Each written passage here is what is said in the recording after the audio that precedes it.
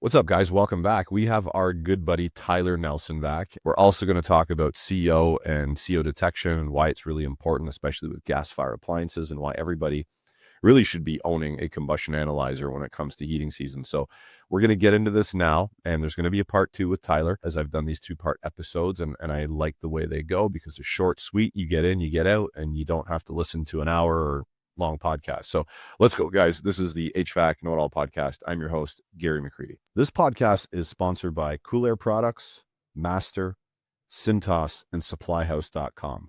Go to the show notes and click on the links to check these guys out. Tyler, glad to have you back, man. How are you? I am good, Gary. I am good. It's the start of heating season, so it's all kinds of new levels of excitement and hopefully leaving a nice, prosperous summer for everybody behind us and in a nice, profitable way, and moving on to the next endeavor, which is heating season, combustion, and all things fun like that. Yeah. Your podcasts that we do together, like you as the guest, are super popular, especially on YouTube. So I'm glad to have you back, and we're going to knock this one out of the park like normal, right? We will. We have a lot to discuss, so thank you for that, and I'm looking forward to it. Okay, perfect. So where I want to start here is a thought that I've had for many, many, many years. And the thought came from a scenario such as this, and I'll explain to you. So now the company I used to work for, I was there for a couple decades almost. Actually, no, yeah, more than 2 decades. So anyway, we would do quarterly maintenances, and they would typically be January, April, July, and October. And October was our heating startup month. Now, what could happen, or happen actually quite often, in October, we'd start them, and there'd be a lot of buildings to go through. So I had many, many buildings within my sort of circle of buildings, and I'd be going through 150 unit heaters across 4 warehouses and a bunch of rooftops, but that's just a little bit of it. That's not even the tip of the iceberg. So by the time I get through all this, and I'm getting to the last few, and it's like getting close to November or even the first week of November type thing, and I pull the panel off the back of the rooftop and see a crack or a hole in a heat exchanger, I immediately have to shut it off. That is my responsibility here in Ontario as a G1 gas fitter or gas technician, or even if you have a G2 or G3, which is the licensing sort of program. I have to shut it off because it poses a risk to the occupants inside the building for reasons that we've talked about in the past. Now, you call up whoever the manufacturer is, York, Lennox, Carrier, whoever the rooftop manufacturer is, and sometimes that heat exchanger is 2-3 weeks away because there's a rush of heat exchanger orders coming in all through the month of October. And now the customer's cold, especially if they got no redundancy. So now they're upset. Well, the thought process is sometimes we get slow towards the end of August, depending on where you are. I know hot climates probably don't. But if we're getting slow towards the end of August, a couple weeks in September there, why don't we go around and do some heating maintenances early and get ahead of ourselves? And if we find a cracked heat exchanger, the heat exchangers that are corroded with holes in them, we get the orders in now, and it's shoulder season. Now we can change them in nice shoulder season weather, where you might need a hoodie or a toque, or we call it a toque, but you guys call it a beanie, where you're not freezing your nuts off on a roof changing a heat exchanger while the customer's pissed off. Give me your thoughts on early maintenance when it comes to heating. Sure. So we always had a phrase or saying that says, get it done early and get it done often when it comes to seasonal maintenance. So what we would do is we would allocate a certain amount of mechanics, and especially the newer ones that we're doing maintenances, to start doing services early in this part of the season. So we'd allocate some staff behind for air conditioning emergencies, which it's 86 degrees where I live in New Jersey today. So we'd have a certain amount of technicians held behind for that. And as you know, Gary, when you get into this part of August, you're getting a lot of clogged condensate drains. It happens. It is what it is. Systems have been running like the Dickens all summer long. You get a lot of clogged condensate drains and other malfunctions. You hold aside a certain amount of technicians for that, and then you have your preventative maintenance that you're starting. Our goal was to get it done, get all the maintenances done before the weather got cold, because when weather got cold, that is my high profitability time. We make the most money as technicians on what we fix, not on seasonal maintenance, okay? And you have to remember too, and this is something that we should discuss either part of this conversation today or at our next one, is the administration of service contracts. So if you're a contractor, which you should be selling service contracts, if you're not, you're doing those maintenances and those have been prepaid. So you're not making any revenue at that exact moment. You want to get those done early. You want to get them done often, and you want to use your lowest cost per man hour or per person hour, technician hour person that you have in there. So you guys that you're not paying as much money as your lead mechanics to do these kinds of things. Send your lead technicians on the more complex services if need be, or also have them reserved for the actual emergencies that come in. And it could be air conditioning emergencies this time of the year. At least you know you're getting those wrapped up correctly by a masterful tech. For he or she, whatever their experience level is, to get that done. So get it done early, get it done often, so you're not in the quagmire that you mentioned where you're waiting a long period of time for a heat exchanger. Also, when COVID had hit, the ripple effects of the delay in shipment of things is still kind of taking place out there. So we have that to contend with. So you had your regular situation and your decades of doing this prior to that happening. And now we have that additional wrinkle into it. So do it early, do it often, get it done. So when weather gets cold, it's all hands on deck. So the highest profit margin tasks get done by the most competent people, or you have spare pairs of hands to help with the push-pull of things, hence your commercial equipment conversation that you just started. So that is my take on it. My example was commercial, but the same thing goes for residential. And it's even worse for them because they usually have one system. It's even worse for a residential customer. One of my pet peeves, and I go around telling, and I don't do a ton of residential, but I'll do it for my local community and stuff like that. But what frustrates me is people turn their furnace on the coldest day of the fall, and now it's an emergency. And I always tell them, guys, like, take a day where the weather's sort of neutral. You know what I mean? Maybe it's 60 degrees outside Fahrenheit type thing. Just turn your furnace on. You might not actually need it for another 2-3 weeks. Just turn it on and see if it works. Right. And I have this conversation with everybody when I go to their home, and it's like, yeah, they turn it on for the first time. Well, why'd you turn it on for the first time now and not 3 weeks ago? We could have had this rectified and dealt with. So people that are listening, residential technicians or homeowners or whatever, managers, get your customers to turn their heat on early if you're not doing these pre-planned maintenances already, and just get them to check it. Right. And to your point, if you're a homeowner listening to this and you're not in this field and you stumble upon this because of Gary's popularity out there and you want to learn more about HVAC, we both strongly encourage you to do your preventative maintenance, do it spring, do it in the fall. It's very important. The old expression, an ounce of prevention prevents a pound of heartache. This is the ounce of prevention.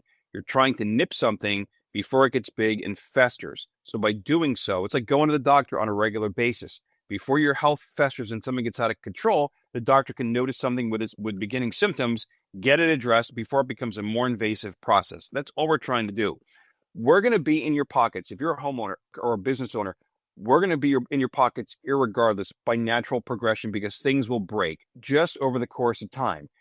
We don't want to do it based on attrition because then you get defensive and then it creates a difficult situation. If everybody actively manages their properties like they're supposed to and manages their lives like they're supposed to, it wouldn't be such a cantankerous situation. We as techs are not the ones that sat in the back of shop class and failed. We're the ones that keep you safe and keep you comfortable. We're trying to help you. We're not trying to hurt you in this whole process. Now, you're pretty passionate about CO, and that is one of the main factors in a lot of these odd deaths. Like you read the news and it's like CO poisoning, CO poisoning, CO poisoning. And I know you're passionate about this. Mm-hmm. So I'll let you kind of lead the way on this. Sure. So when we're entering a space, we should be doing one of two things, either wearing a personal seal monitor on ourselves, or we should be using a combustion analyzer, if you can see it in camera here. So there you go. So there is that.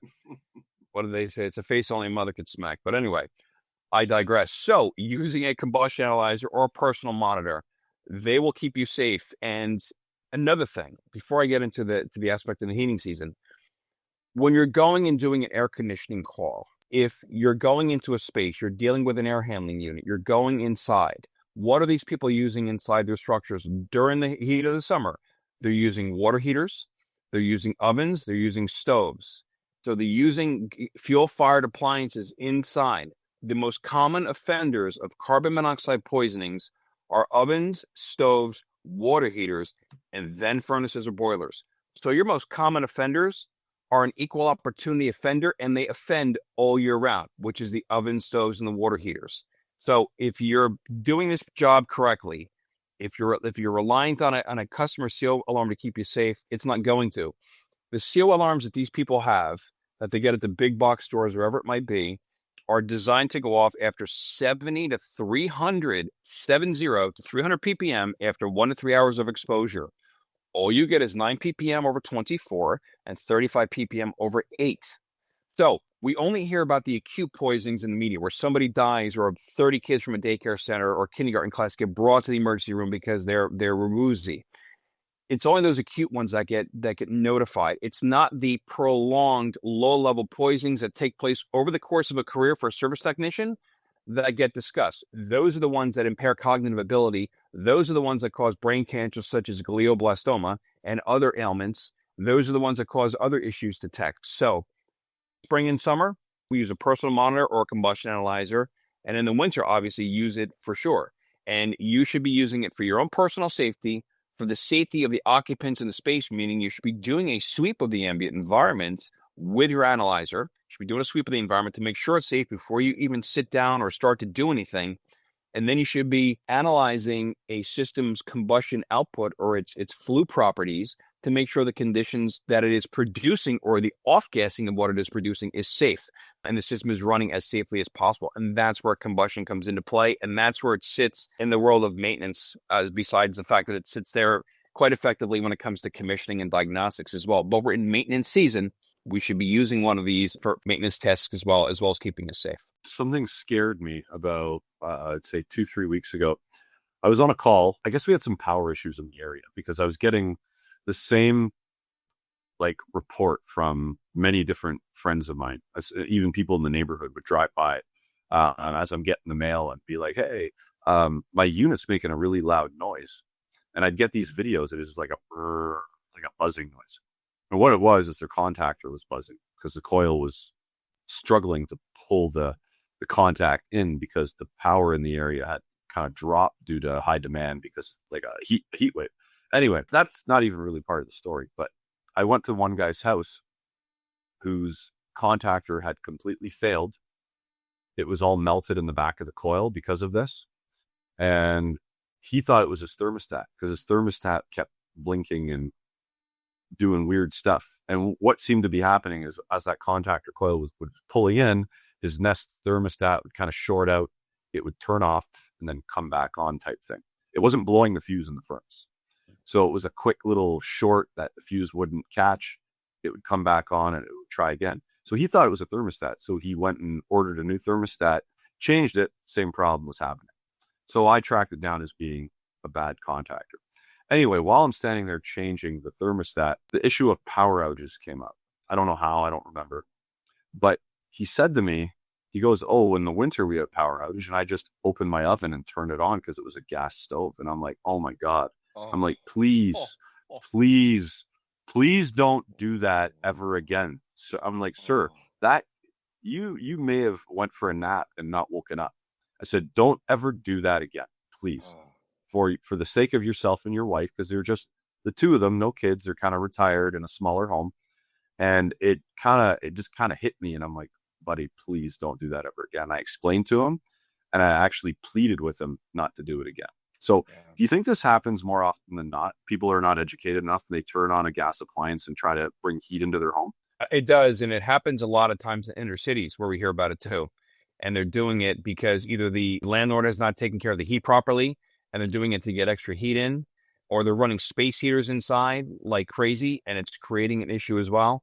But yeah, people do it with their ovens and stoves all the time. Although they'll prop the oven open and they'll just let the heat come out, and they're doing it that way. So it's very, very dangerous. I've heard of it happening before. When I was a contractor, we stumbled upon a few locations where that was taking place, where we had to speak to the super and say, "Listen, someone's going to die. This needs to stop. Either you have to spend the requisite money to fix these systems here, or you're going to have a death on your hand, and it's going to be on your hands because of what these people are forced to do so that they don't freeze in these places." And a lot of times, the squeaky wheel gets the grease. And we try to be the squeaky wheel and the advocate for these people that maybe didn't have a voice for themselves or didn't think anybody would listen to them. And we did our best to kind of get those situations rectified, but it's very, very dangerous. And what you said is a cautionary tale of how that can happen. And luckily it didn't go south on them. There's something I want to talk to you about quickly. It's on the topic of heating. It's on the topic of maintenance. And I want to get your take on it because it's part of what's happening within the industry. Is sort of this pay to play or HVAC as a service type thing. There's more and more companies that are leasing, renting furnaces. There's one large company around here, and they were renting a furnace out to a specific individual. And this was a story that was published in a local newspaper. And what it was is that there was a problem with the heat exchanger in this rental furnace. And that specific company said you need a new one because the heat exchanger is like 8 weeks away. But the new furnace for the people, they didn't get accepted for the financing for the new price of the new rental. So they went without heat for weeks. And they pleaded and pleaded and pleaded, wrote letters to the paper or whoever they could get to listen to them. And they finally came and replaced it. I want to get your take on this. It's a rental furnace. If something goes wrong, so the homeowner does not own that furnace. The company that rents it to them owns it. If there's something wrong with that furnace within the agreement terms, should that rental company not be doing everything they can to get it back up and running? Because if I rented an apartment, let's say, and my stove went out, I should have a stove replaced like sooner than later, not be waiting weeks and weeks and weeks and not being able to cook dinner. You know what I mean? I want to get your take on this part of the industry and how it's changing to that, and the responsibilities of the people involved that are renting the furnace to that customer. I think I side on behalf of the one whose comfort is compromised and whose health is potentially compromised. That's where I side. So there should be something, or there needs to be something, and maybe by you having this conversation, not just with myself, but with others out there, that we need to take a look at these contracts and say, listen, there needs to be some protection. Like in the States here, there is way more weighting on protection of the renter than there is for the landlord. And I don't know, because we don't do a lot of rentals of equipment here. I know what happens up in Canada, and I know one of the companies, at least in question, that does it up there, does it effectively from all my recollection. This might not be the same one, but there should be something within the contracts that stipulates if a piece of equipment, if it causes bodily harm or cause pipes to burst or whatever, or these people to go without heat, there needs to be some kind of stopgap solution to this, whether it is providing them with space heaters that can be properly vented out of a window, whatever it might be, but proper ways to keep them conditioned in that area there before their heat exchanger or before their furnace can be whatever it is can be replaced. There needs to be something put into place there. There needs to be not just you and I talking about it, but this needs to have I think this is a bigger conversation, and you could have stumbled upon something here. But we need to protect those that don't necessarily have a voice for themselves. And we're seeing that a lot now out there. And it's not just in our industry, it's in other industries and it's in other facets out there. A lot of these people don't think they have a voice or don't think that they can say something or whatever it might be. So there needs to be some kind of protection. So in answer to your question, there needs to be something in place that is some form of stopgap where they do their best attempt to get something up and running. We used to call limping it along until it can get replaced. There must be something that can be done, unless it's a cracked heat exchanger, obviously, that can be done to limp something along if it's another part or component in there. Or if not, get them space heaters or do something along those lines that can be done in a safe way to give them heat. Maybe there's money set aside to put them up in a $100 a night hotel for a bit. I don't know the perfect answer to that side of it. So I'm hearing a lot of this now. I just spoke to Jim Bergman actually a couple hours ago, and I told him a story that I heard of a local company going, yeah, you need a new cap. It's $900, but it's 2 weeks out, but we can replace your unit tomorrow. So to me, something shady went on there. It's like, yeah, you need a heat exchanger. It's 8 weeks out. It was a 7-year-old furnace that was written in the article, something along those lines. How can you not get a heat exchanger, or should you not? If you know you're selling and renting these or putting these furnaces in everybody's homes and you're renting them, should you not have a warehouse of heat exchangers sitting there? Because that's your responsibility. That's your due diligence to keep that rental running as long as it can under your watch. It's like in the air conditioning season, Gary, keeping enough rescue motors aside. to be able to install if somebody's motor fails. It's having some parts of this. If you know the common offenders, if this is becoming an issue, if you know that this is the case, wouldn't it be your best interest if you were that rental agency and contractor, that large contractor, put your best foot forward to provide a solution to these people so you come out looking like a hero instead of where the news media is now challenging you as far as your best practices are concerned? To your point, I think they should have something held back for that. I mean, can you imagine if the story in that newspaper was they couldn't afford the new financing of the new furnace? The company decided to like eat a bullet and put a new furnace in for them anyway under the same rental programs instead of trying to extract more profit from them. That would want other people to pick up the phone and go, hey, like, can I work with you? Can we can I get a furnace from you? Can I rent one from you? I mean, people are seeing or not seeing the business continuity there. It just seems like poor management. Agreed. The optics of that, Gary, what you just mentioned, the way that they should solve it, are the optics of that are significantly better than what they're dealing with now when that article was done. Think about it. People would be, even people that maybe were against renting, might now say, listen, this is a very good option. The protection is there. For us as a family, the protection is there. So if something, God forbid, was to happen, they're looking out for us. Not only are we renting from them and they're doing the maintenance like they're supposed to and all these things, but they're looking out for us in the event an emergency happens. So 24/7, we're covered. It's like a nice, insurance blanket over them and what they're doing with them. So the CEO conversation, yeah, it's a big one. And you showed us a combustion analyzer about 10 minutes ago on the screen there. So do you want to talk about combustion analysis? Do you want to take it down that route, or what do you want to do here? Just briefly, just to say, listen, we're in maintenance season, and we can have other topics we can dip into during the course of this season as we go forward in the coming months. But we're in maintenance season now. Whatever fuel-fired appliance you're working on, you should be using that combustion analyzer. The old adage, would you continue to go to your doctor if your doctor never did your blood work? The answer is no, because we could look like the picture, or you could look like the picture of health, and you could have great inflection in your voice. But until that doctor does your blood work and does your blood pressure, checks if you have a heartbeat, hence using a manometer to get gas pressure with, or you analyze the function to get the gas pressure with, until they know that you have a proper heartbeat and proper blood work, nobody knows what's going on with you. With the system, if you're doing combustion analysis, it gets below the surface. It says, okay, the cabinet looks great. It's humming along, but let's really see how it is performing. I was at a customer recently where they thought everything was functioning correctly. Everything was running. Well, guess what? We tested it. Their steady state, or what they call run cycle conditions for carbon monoxide at around 5 minutes of runtime was 167 ppm, when that should be well under 100. And their oxygen was 2.7. Why? Because the gas pressure in that system, in a brand new system that they installed as their house system as a contractor, the gas pressure was 4.8 inches of water column. It's way off the charts. They adjusted it down to 3.5. The CO plummeted down to like 16 ppm, and the oxygen went from 2.7 up to about 7.2. That was a house system. Now, if you don't think you should be performing maintenance checking these things, you need to be, because there are hidden dangers there. Also, revenue generating opportunities for you there as a contractor, that all you're doing is you're uncovering clues if there are any. If nothing is wrong, then you give them a clean bill of health. But if there's something that is showing up on the numbers, because when it comes to combustion, it's going to do one of two things.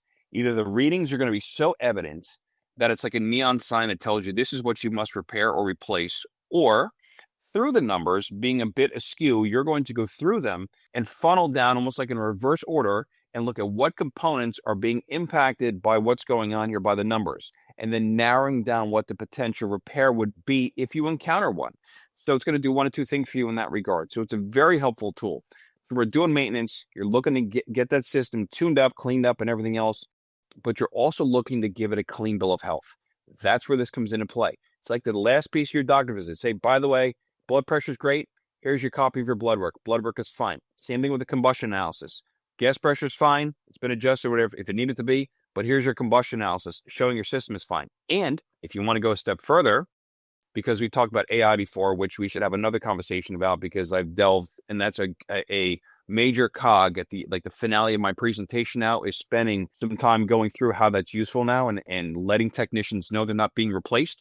But I go into the finer nuances of that now, is utilizing that AI as a function, or even Googling something to put into a combustion report, which we can do, what the system's parameters should be based on the manufacturer's recommendations or the industry's recommendations versus what their combustion analysis is. So you could show them, yes, it's working in tandem with what the industry wants you to have, or if it's not, you see that it's not in the numbers are not in line, and these are the recommended repairs based on the parts that are affecting these numbers. So there's many ways to go about this. This is a tree with many branches that branch off, but the maintenance is the starting point, and then it just comes down to you as a contractor how you want to actively manage your testing protocol, and then what you do with it once you start testing, and how to best make recommendations and how to follow up and do all those other things. Yeah, I'm going to take you down the route of a service call I was on a couple of weeks ago, and I was using your combustion analyzer on it. So it was actually a two-part service call because when I first got there, I didn't have enough time to go through the whole scenario. So I got a call to a commercial building, probably about a year old. It's got a really big pool. It's a community center. It's got a big pool. So the mechanical room, you should see the amount of pipes. They're flowing everywhere. It's mostly for the pool system, but they've got 3 domestic hot water heaters. They've got a big giant electric one. They've got a big giant gas one, a little smaller electric one over the side. They got lots of redundancy there. So I went in, was troubleshooting the little electric one, found that one of the fuses would pop, or the fuse was popped. And I'm like, I need some more fuses because I might have to do some isolation and some trial and error here on this one. So I left that one alone until I could come back. The gas one I went to, again, I was short for time here, but I just stopped in just to get a feel for what was going on. It would go off on flame failure. It wouldn't light. I checked the incoming gas pressure. It was fine. So what I did was, just for shits and giggles, I took the isolation ball valve and I just kind of cocked it back a little bit, about 60%, and it lit. And I'm like, interesting. And I play with things like that. I'm not saying everybody should do this, but I don't know. This is how I learn. I touch things, I poke things, I pop fuses, I've destroyed things in the process of learning in my life. So anyway, then when it's fired, I open the valve up all the way and it stays fired. But instantly I smell like the aldehydes. I'm like, something ain't right here. So I just shut the whole thing down. And I just said to the customer, listen, I got to come back with fuses for the other one. And we have to do like a full scale, maybe even pull the burner out combustion analysis on this one. So I went back to the electrical one first, found out what was wrong, isolated the problem. Now it's running. The problem that's there is just a little circulator that's blowing the fuse. It's got to be changed. Not a big deal because there's 2 of them in the circuit. So the gas one, I did the same thing, but I had your Sauermann analyzer, shoved it in after I opened up the valve, and it ran for about 45 to 60 seconds, put the analyzer in, and immediately the pump shut off because the CO went off the charts.